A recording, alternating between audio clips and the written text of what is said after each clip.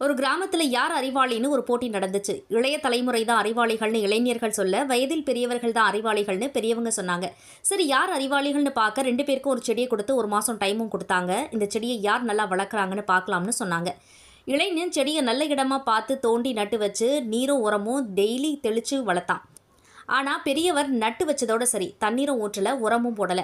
1 மாதம் ஓடுச்சு. இளைஞன் வைத்த செடி நல்லா வளர்ந்திருந்தது. பெரியவர் வைத்த செடி ரொம்ப சின்னதா இருந்தது. அன்னைக்கு இரவு திடீர்னு ஒரு பெரிய காற்றோட மழையும் பெஞ்சது. இளைஞன் வச்ச செடி காத்துல உடஞ்சிடுச்சு. ஆனா பெரியவர் வச்ச செடி அப்படியே மழையையும் புயலையும் தாங்கி நின்னுச்சு. மறுநாள் காலையில இளைஞன் பெரியவர் கிட்ட கேட்டான், இது எப்படி சாத்தியம்? நீங்க தான் தினமும் தண்ணி ஊத்தலையே அப்படின்னு. நீ அதுக்கு எல்லாமே கொடுத்ததுனால அது சுகமா வேர் விடாம அப்படியே இருந்துடுச்சு. நான் வச்ச செடி நான் நீர் ஊற்றாததுனால உயிர் வாழ நிலத்துல வேர் ஊன்றி நன்கு வளர்ந்துடுச்சு.